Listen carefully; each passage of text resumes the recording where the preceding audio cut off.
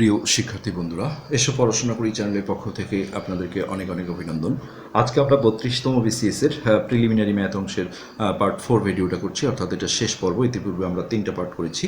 যারা দেখেননি তারা ভিডিও টাইটেলের নিচে আমি লিঙ্ক দিয়ে দেবো, তারা দেখে আসবেন। তো এখানে আমরা আজকে যে অঙ্কটা করতে যাব সেটা আমরা একটু সেটিং করে নিই।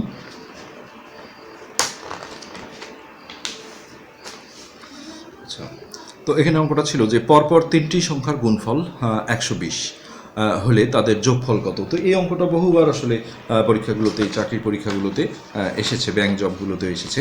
তো এটা যেটা করতে হয় সেটা হলো একটা সিম্পল বিষয়, সেটা হলো এই সংখ্যাটা 120 যে সংখ্যাটা দেয়া থাকবে, এই সংখ্যাটার হচ্ছে যে গুণনীয়ক বা উৎপাদক যেটা আমরা বলি, হ্যাঁ, সেটা বের করতে হয়। সো এটা বের করার খুবই সুন্দর একটা সিস্টেম আছে, যে সংখ্যার আমরা উৎপাদক বা গুণনীয়ক বের করব সেই সংখ্যা গুণন একটা লাইন লিখতে হয়। তারপরে আমরা এটাকে জোড় সংখ্যা হলে 2 দিয়ে ভাগ দেবো, আর বিজোড় হলে 3 দিয়ে ভাগ দেবো। যে কোনো একটা সংখ্যা দিয়ে ভাগ দিয়ে এখানে ভাগফলটা বসাতে হয়। সো 120 যেহেতু জোড় সংখ্যা, তাহলে আমরা 2 দিয়ে ভাগ দিলে 60 বার যাবে, আর এই পাশে আমরা 2 দিয়ে গুণ করবো, অর্থাৎ 2 × 2। এবং যতবার এই জোড়ায় জোড়ায় গুণনীয়ক আসবে সেই প্রত্যেকটা লাইনের গুণফল কিন্তু এই সংখ্যাটা থাকতে হবে, নাহলে বুঝতে হবে যে ভুল হয়েছে। যেমন দেখো 60 দুগুণে 120। ওকে, তো আমরা আরও যাই, যদি এটা আবার 2 দিয়ে ভাগ দিলাম, 30 বার গেল, আর এই পাশে 2 দিয়ে গুণ করলে 2 দুগুণে 4, এটাও দেখো গুণ করলে 120 হয়। আবার এটা জোড় সংখ্যা, যতক্ষণ মৌলিক সংখ্যা না আসে আমরা এইভাবে ভাগ করতেই থাকবো। 2 দিয়ে ভাগ করলাম, এই পাশে 2 দিয়ে গুণ করলাম, 4 দুগুণে 8, তাহলে এটাও তুমি 8 আর 15 গুণ করলে 120 পাবা। সো আরও এখন বিজোড় আসছে, এতক্ষণ দেখো জোর ছিল জন্য 2 দিয়ে ভাগ দিয়েছি, বিজোড় আসলে আমরা আগে 3 দিয়ে ভাগ দেবো। যদি এমন হয় 3 দিয়েও যায়, 5 দিয়েও যায়, আগে 3 দিয়ে দেবো। সো 3 দিয়ে ভাগ দিলে 5, আর এই পাশে 3 দিয়ে গুণ করবো, 3 × 8 = 24। আচ্ছা, এখন এইখানে একটা দেখো মজার বিষয় চলে আসছে, যে এইখানে পরপর সংখ্যা বলা মানে কিন্তু ক্রমিক সংখ্যা, মানে সিরিয়ালি। যেমন 7, 8, 9, তারপরে 5, 6, 7, এগুলোকে বলা হয় ক্রমিক সংখ্যা বা পরপর। তো এখন এখানে দেখো ক্রমিক সংখ্যার কী অবস্থা, এখনও তার মানে আরও বের হবে। দেখো এখানে আরও গুণনীয়কগুলো কিন্তু শেষ হয়নি। এখন এই পাশে মৌলিক সংখ্যা আসছে, আমরা এই পাশে ভাগ করবো, এই পাশে গুণ করবো। আর জোড় সংখ্যা হলে 2 দিয়ে ভাগ করার কথা ছিল, 2 দিয়ে ভাগ করলাম, আর এটাকে 2 দিয়ে আমরা 2 দিয়ে গুণ দিলাম। এটারও গুণফল দেখো ওই যে 120 আছে। আচ্ছা, আবারও যদি একে 2 দিয়ে ভাগ দিই তাহলে 6, আর একে 2 দিয়ে গুণ করলে 10 দুগুণে 20। এটাও দেখো গুণফলটা এইভাবেই গুণনীয়ক বের করতে হয়, 120 আছে। যতক্ষণ এই গুণফল ঠিক থাকবে ততক্ষণ, আর এদিকে দেখলা যে রিপিট হয়নি, আগে আসেনি এই জিনিসটা, তাহলে সেটা বের করতে হবে। এখন এখান থেকে আমরা 3টা ক্রমিক সংখ্যা পাই, দেখো 4, 5 আর 6, তাই না? এই অঙ্কের ডিজাইনটা কিন্তু এরকম, এইভাবেই করতে হয়। তো এই 4, 5, 6 আমরা যদি ক্রমিক সংখ্যা দেখি, এখন ওরা বলেছিল যে ক্রমিক বা পরপর 3টি সংখ্যার গুণফল 120, তাহলে এই 3টা গুণ করলে কী অবস্থা দাঁড়ায়? তাহলে দেখো 4, 5, 20, 20 গুণন 120, যে পাশে গুণ করো, 5, 6, 30, 30 গুণন 4, 120। তাহলে এটা হয়ে গেল। সো এটা পরপর সংখ্যা বলা মানেই 4, 5, 6। হ্যাঁ, তাহলে এদের আবার কী চাইছে, তাদের যোগফল কত, ডাইরেক্ট উত্তরটা চাইনি। তার মানে এই যে 4, 5, 6 সংখ্যা 3টা ছিল, হ্যাঁ, এদের যোগ করলে যেটা হবে সেটাই অ্যান্সার। সো 6 × 4 = 10, 10 আর 5 = 15, তো 15ই হলো আমাদের 17 নম্বর অঙ্কটার অ্যান্সার। সো এটা আসলে সিম্পল অঙ্কই ছিল। আচ্ছা, এবার আমরা পরেরটায় চলে যাব। এটা হলো 18 নম্বর। x² - 8x - 8y + 16 + y² এর সাথে কত যোগ করলে যোগফল একটা পূর্ণবর্গ সংখ্যা হবে। পূর্ণবর্গ সংখ্যা মানে হচ্ছে, যেমন ধরো 81, যেটা আমরা কোনো একটা সংখ্যার উপর স্কোয়ার দিতে পারবো, তাহলে এই সংখ্যাটাকে বলা হয় পূর্ণবর্গ সংখ্যা। ঠিক একইভাবে চলকের ক্ষেত্রে যদি কোনো 2 পাওয়ার থাকে, এরকম স্কোয়ার পাওয়ার, হ্যাঁ, যেমন এই যে y এর উপর স্কোয়ার আছে, x এর উপর স্কোয়ার আছে, এগুলোকে বলা হয় পূর্ণবর্গ সংখ্যা। আবার এমনও যদি হয় কোনো প্লাস মাইনাস দিয়ে এরকম হোল স্কোয়ার আসছে, এটাও পূর্ণবর্গ সংখ্যা। সো এইখানে দেখো অঙ্কটা কীভাবে করতে হবে, আমি তোমাদেরকে সেটাই একটু দেখাবো। তো অঙ্কটা কিন্তু অনেক বোঝার বিষয় আছে, তোমরা আশা করি মনোযোগ দিয়ে দেখবে। এখানে যেটা বিষয় হচ্ছে সেটা হলো, ধরো আমরা যদি অঙ্কটাকে আগে আসলে তুলে নিতে হবে, x² - 8x - 8y + 16 + y²। এটা ছিল আমাদের অঙ্ক, যে এর সাথে কত যোগ করলে সেই যোগফলটা বা সংখ্যাটা একটা পূর্ণবর্গ সংখ্যা হবে। আমাদের এটা যেটা করতে হবে, দেখো আমরা square plus B square plus C square, 3 রাশির যে একটা আমরা বর্গের সূত্র জানি, আমরা সেই ডিজাইনটা দেখো এখান থেকে কিভাবে আস্তে আস্তে আমরা তৈরি করছি। যেটা আমি সূত্রটা যারা জানো না তাদের জন্য লিখে দিচ্ছি, যে a + b + c whole square.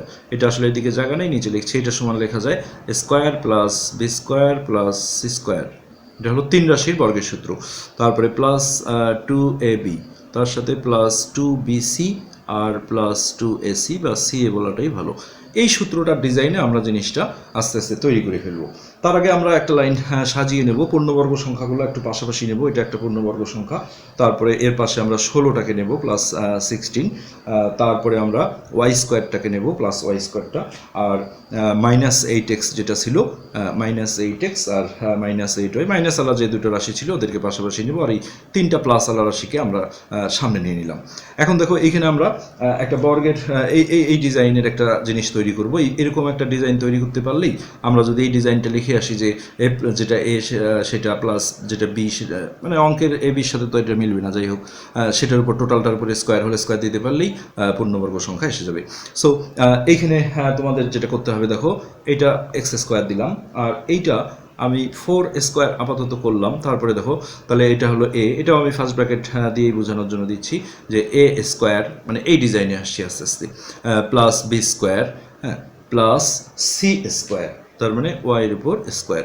তাহলে আমরা এগুলোকে এ বি সি এইভাবে ধরে কাউন্ট করে যেতে যাচ্ছি। এখন তাহলে আমাকে প্লাস 2ab করতে হবে, এই যে প্লাস 2ab লাগবে। তাহলে প্লাস 2 ডট এইটা এ, আর এই 4টা হলো আমার বি। কিন্তু এখানে একটা বড় সমস্যা হয়ে গেছে, দেখো সেটাই হলো অঙ্কটার আসলে কৌশল। সেক্ষেত্রে এইখানে এই পুরোটা গুণ করে কিন্তু আমি এই জিনিসটা আনতে পারিনি, সাইনটা আনতে পারিনি। দেখো 4 দুগুণে 8x, 8x ঠিকই আছে, কিন্তু এখানে অঙ্কে তো মাইনাস আছে। অঙ্কের জিনিসকে তো তুমি চেঞ্জ করতে পারো না তোমার প্রয়োজনে যে আমার এটা সূত্রে পড়বে। সো এখানে যেটা করতে হবে, আমি 4কে দেখো মাইনাস মান ধরে যদি করি এবং সেটা ব্র্যাকেটের ভিতর এইভাবে রাখি, অবশ্যই ব্র্যাকেট দিতে হবে মাইনাস থাকলে। এখন তাহলে এটাও আমার মাইনাস করতে হবে। এখন বলতে পারো এটা মাইনাস করলে তাহলে এখানে তো মাইনাস নেই, কিন্তু আসলে মাইনাস পাওয়ারের উপর জোর পাওয়ার থাকলে, অর্থাৎ 2 4 6 8, এটা কিন্তু প্লাস হয়ে যায়। সেক্ষেত্রে এটার বদলে কিন্তু এইভাবেও লেখা যায়। কি চমৎকার অঙ্ক দেখো। তাহলে স্কোয়ার প্লাস বি স্কোয়ার, আমরা সব চেক করবো যে এটা ঠিক আছে কিনা। এটা হ্যাঁ, -4 স্কোয়ার করলে +16 হয়। সো ওয়াই স্কোয়ার এটাও ঠিক আছে। আর এই জায়গাটায় যখনই আমি মাইনাস দিচ্ছি তখনই কিন্তু এটা ঠিক আছে, দেখো এই যে প্লাস মাইনাসে মাইনাস, 4 দুগুণে 8x। সো আমরা তাহলে কত দূর আগালাম, square plus B square plus C square plus 2ab। এখন আমরা যেটা করবো প্লাস 2bc প্লাস 2, এই যেটা হলো আমার বি, মাইনাস যেহেতু ব্র্যাকেটে রাখলাম 2b, আর এইটা হলো আমার সি। এটাও আমরা চেক করবো যে এটা আমরা মিলাতে পারছি কিনা। প্লাস মাইনাসে মাইনাস, 4 দুগুণে 8y। সো এটাও ওকে আছে। আচ্ছা, এবার দেখো আমরা কি করি, প্লাস প্লাস যেটা করতে হবে 2 কি সি এ বা এসি। তাহলে 2 ডট সি মানে ছিল আমাদের ওয়াই, আর এইটা হলো আমাদের এ। এটা আমরা সাজিয়ে কিন্তু এক্স ওয়াই করে দেবো, তাই না? ওয়াই এক্স আমরা লিখবো না, এটা আমরা এক্স ওয়াই বুঝলেই ভালো হবে। এখন এই যে বিষয়টা একটা জিনিস, যে square plus B square plus C square plus 2ab plus 2bc plus 2ac, এইটা সমান কিন্তু আমরা a plus B plus C whole square লিখতে পারি। আর এবং সেটা লিখতে পারলেই আমরা বলবো যে এটা পূর্ণবর্গ সংখ্যা, যেহেতু তারপর একটা স্কোয়ার এসেছে। আচ্ছা, কিন্তু একটা জিনিস দেখো, এটা আর এটা একই জিনিস, এটা স্কোয়ার করলে এটাই হবে, এটা এটাই হবে, এটাও গুণ করে আমরা এটাই মিলাই দিলাম, এটাও গুণ করে আমরা এটাই মিলাই দিলাম, কিন্তু এই জিনিসটা কিন্তু বাড়তি, এটা কিন্তু মূল অঙ্কে নাই, ভালো করে খেয়াল করো। সো তখনই বোঝা যাচ্ছে এটাকে আমরা ওয়াই এক্স না লিখে যদি আসলে এক্স ওয়াই লিখি তাহলে বুঝতে সুবিধা হবে। 2xy গুণ করলে তো xy হয়, তাই না? তাহলে এইটা যদি থাকতো মূল অঙ্কটায়, তাহলে আমরা এই টোটালটা মিলে এই জিনিসটা লিখতে পারতাম যে এ প্লাস বি মানে হচ্ছে আমার এটা -4, তাহলে ওটা একবারে আমরা মাইনাস করে দিই। এ প্লাস বি, আসলে এটা মাইনাস হয়ে গেল, A plus B plus C whole square, এই জিনিসটা লিখতে পারতাম। তাহলে অঙ্কটায় কি, এই মূল অঙ্কটায় এই 2xyটা ছিল না। এখন ওরা প্রশ্ন করছে কত যোগ করলে, দেখো সুন্দর, যে এত এর সাথে কত যোগ করলে যোগফল পূর্ণবর্গ সংখ্যা হবে। তাহলে সেক্ষেত্রে এই সংখ্যাটার সাথে যদি একটা 2xy যোগ দিত, তাহলে কিন্তু আমরা এই 2xyটা পেয়ে যেতাম এবং এটা লিখতে পারতাম, পূর্ণবর্গ সংখ্যা হয়ে যেত। সো এখানে আমাদের তাহলে অপশনে যেটা খ নম্বর অপশন যেটা ছিল, অর্থাৎ 2xy, এটি কিন্তু সুন্দর অ্যান্সার। আর এইটা লাস্ট অঙ্ক একটা, সেটা হলো একটা গাড়ির চাকা ঘোরার যে অঙ্কগুলো আছে সেটা 19 নম্বর। একটি গাড়ির চাকা প্রতি মিনিটে 90 বার করে ঘোরে, আর 1 সেকেন্ডে চাকাটি তাহলে কত ডিগ্রি ঘুরবে? আচ্ছা, ডিগ্রির হিসাবটা পরে, আমাদের আগে জানতে হবে আসলে প্রতি মিনিট মানে তোমরা জানো যে 1 মিনিট সমান হলো 60 সেকেন্ড। এই জিনিসটাকে দরকার হবে যে 1 মিনিট সমান, কারণ এইটা দেখো সেকেন্ডে আছে, 1 মিনিট সমান 60 সেকেন্ড। সো আমরা এইখানে এখন যেটা বলতে পারি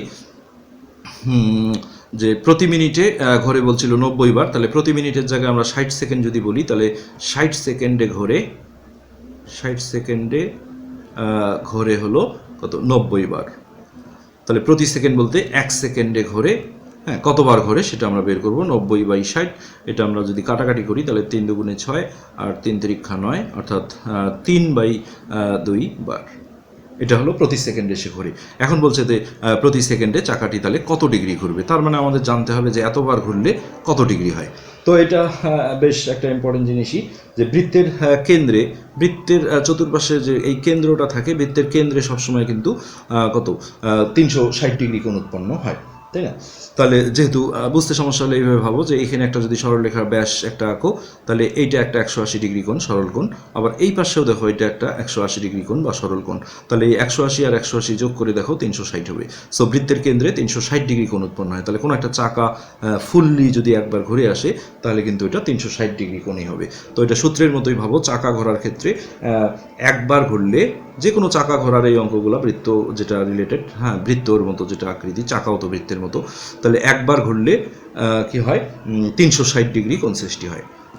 একবার ঘুরলে 360 ডিগ্রি কোণ হয়। এখন সে যেহেতু 3/2 বার ঘুরেছে, হ্যাঁ তাহলে এটাও কিন্তু দেখো ঐকিক নিয়মের যে একটা বিশেষ আমি নিয়ম বারবার বলি যে ভগ্নাংশের নিচে একে বের করলে কি হয় আর একের নিচে ভগ্নাংশ বের করলে কি হয়। তাহলে উপরে যেহেতু এক আছে, নিচে ভগ্নাংশ, এইসব ক্ষেত্রে কিন্তু এটা উল্টানো যায় না, অর্থাৎ এই সংখ্যাটা আগে লিখতে হবে, হ্যাঁ ডিগ্রিটা আমরা পরে দেবো, আর এটা গুণন দিয়ে উল্টানো যাবে না, অর্থাৎ 3 উপরে আর 2 নিচে আমরা এক টানের মধ্যেও নিয়ে নিতে পারি। এই কিন্তু সিস্টেমটা যদি এমন হতো যে উপরেই ভগ্নাংশ আছে, যেমন 1/3 অংশ সম্পত্তির মূল্য মনে করো 20,000 টাকা, এখানে তুমি এক অংশ বের করছো, এইটার ক্ষেত্রে যেটা করতে হয় ডানেরটাই আগে লিখতে হয়, ওটার মতোই 20,000 লিখলা, এইখানে কিন্তু গুণন দিয়ে এটা উল্টায় দিতে হয়, অর্থাৎ নিচে ছিল 3, এটা দিতে হবে উপরে, আর নিচে একের যদিও দাম নেই তারপরও এই এখন এই দুইটা গুণ হলে 60,000, এটা হবে অ্যান্সার। সো দুই রকম ডিজাইন ঐকিক নিয়মের ভগ্নাংশ, একটা হলো ভগ্নাংশের নিচে এক, এক্ষেত্রে ভগ্নাংশটা উল্টায় দিতে হয়, আর একের নিচে ভগ্নাংশ হলে উল্টানো যায় না, উপরেরটা উপরেই দিতে হয়, নিচেরটা নিচেই দিতে হয়। এখন আমরা এইটা দিয়ে এটাকে কাটাকাটি করি, 180 বার যায়, হ্যাঁ, আর এখন এটা দিয়ে গুণ করলেই আমরা উত্তর পেয়ে যাব 3 0 0 3 8 24, 4 হাতে 2, 3 ওকে 3, 4 5 540 ডিগ্রি কোণ। সো আমরা দেখি অপশনে, হ্যাঁ ঘ নম্বরে আমরা 540 ডিগ্রি কোণ পেয়ে গেলাম। সো আমাদের আজকে একদম 32তম BCS এর ফাইনাল পার্ট হয়ে গেল।